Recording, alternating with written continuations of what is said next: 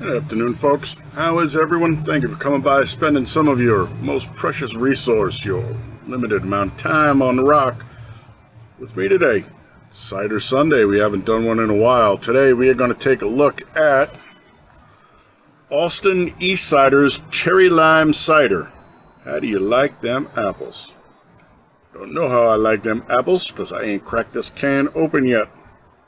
The ABV on this is going to be 5. The IBUs are hard apple cider, filtered water, dark sweet cherry concentrate, cane sugar, brown sugar, lime concentrate, malic acid, sulfites, so if you get red wine headaches, do not drink this, and carbon dioxide.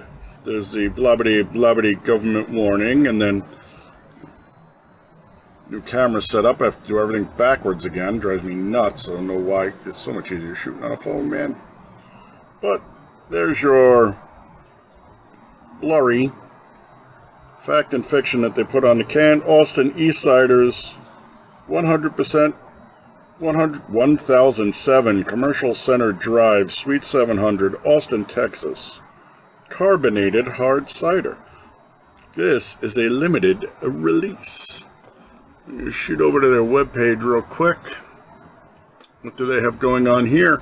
Austin-Eastciders Cherry Lime is a timeless combination that captures the essence of sun-soaked days and refreshing moments. This delectable limited edition cider showcases an unparalleled balance of sweetness and acidity. I hope so, because the balance is the key to everything in these. The appearance is clear with a red tint. The aroma is tart lime aroma with a hint of dark sweet cherries. The taste is tart lime, fresh cherries, notes of fresh apple. The food pairings are mascarpone. Mascarpone is the Italian version of cream cheese. Almonds, risottos, roasted chicken, salami, carnival food like corn dogs, french fries, and more. And the ingredients are cherries from Washington State and limes from Mexico. She is apparently very bone dry as well as dry. She's 3 out of 5 semi-sweet, 0 sweet. Sold in 6-packs of variety packs, available on draft, made with real fruit, no artificial sweeteners, gluten-free. Go Texan. Well, I'm in Arizona, but you know what? I tend to get along really well with the Texans. I'm kind of surprised. You know, I am an ex-Yankee and all. So, that's all the blabbity we got going on here. Let's do the crack and the pour, and we'll get a color on it. Do you guys really need a temp? It just came out of the refrigerator. It's going to be in the 40s. Figured we could cheat with the muffin top on this. It is a cider after all. Well, they weren't lying when they said clear with a tint. The best thing about ciders is you can pour them as hard as you want. All you're going to do is release gas, but you don't really get much of a head on a cider. Color is nice, though.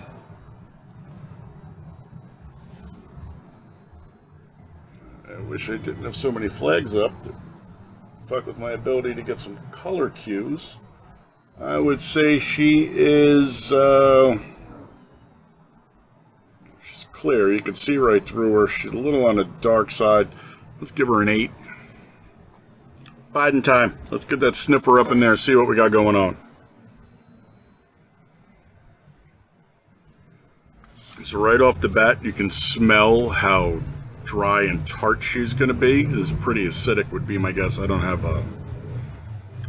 Just saying, smells that way.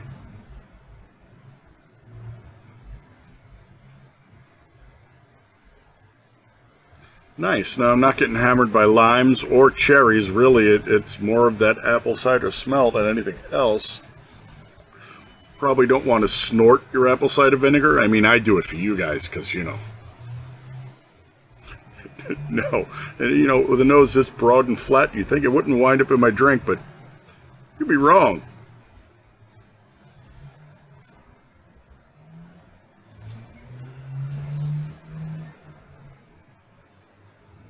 Again, she's cold. She's down in the low 40s. Gotta keep my damn nose out of my drinks. So, let's grab a swig, see what's going on. I'm not getting a whole lot off of it at this temperature. We'll let it warm up just a little, although I usually like to drink my ciders cold as well. Salud!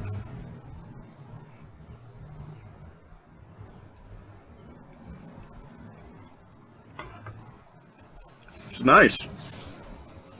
Dirty. Intradental, extradental, buccal, tongue, nothing sublingual, nothing in the lower half.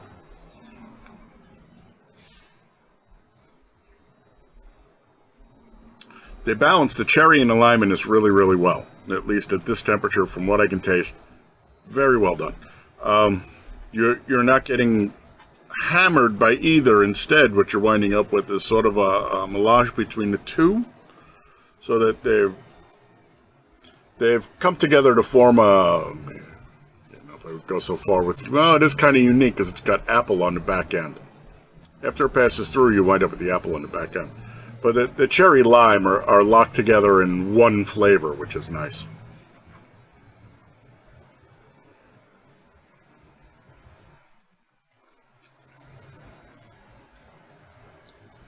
It's not bad. Surprisingly, she laces. That's more surprising than anything else. I didn't usually see a lot of that in ciders, and of course the glass is always barware clean. I rinse it before we bring it out specifically to see if we can get some lacing on it. Gonna pause, come back in a couple of minutes, see what's going on. Now that she's warmed up, let's see what impression we have now.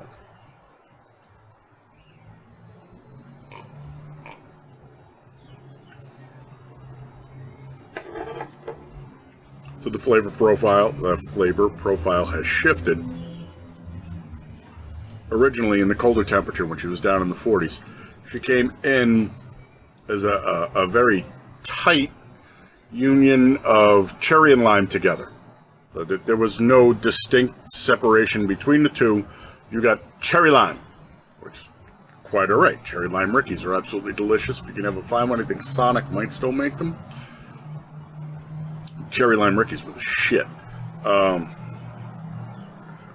So that would have been your initial flavor, and then she would have rolled back into apple as she got to the back of your throat. So as the cherry lime burns off, the apple comes forward. That's how the flavor progression works on this. She went from fast to real fast. She's still dirty, but she's tasty. So, really pisses me off when I screw shit up because I hit the wrong button, because wrong buttons.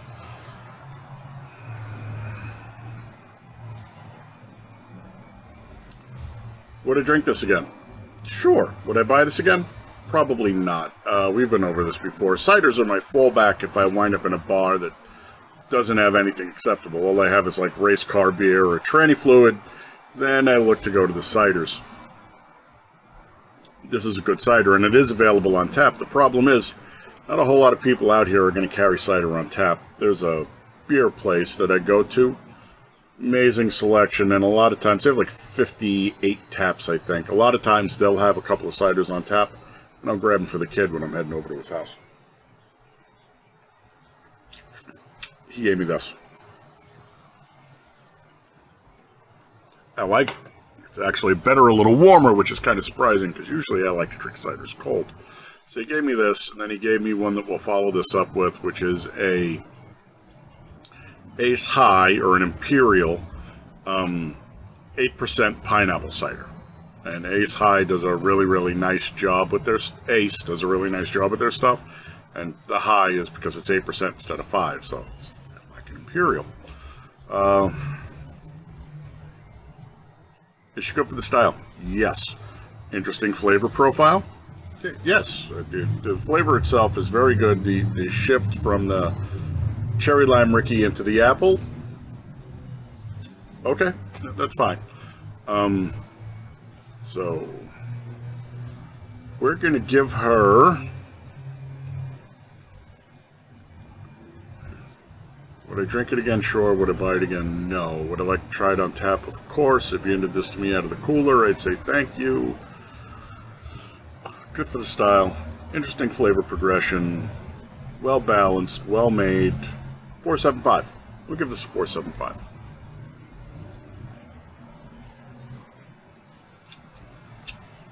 it's good enough that we're not dedicating it to the brothers who aren't here, which is what we do with bad stuff.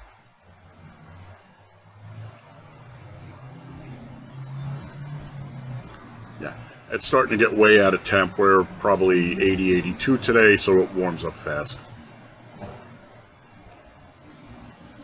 Ugh. But still, better than a poke in the eye with a sharp stick. Tasty, tasty cider. Thanks for coming by and putting some eyeballs on here. You know, you're my people. You know I love you. I always want you to be the big three. I want you healthy, happy, safe, honorable, dutiful, vigilant, and, of course, great man. And on a swivel. Handy. I will catch you on the next one, my friends. Skol.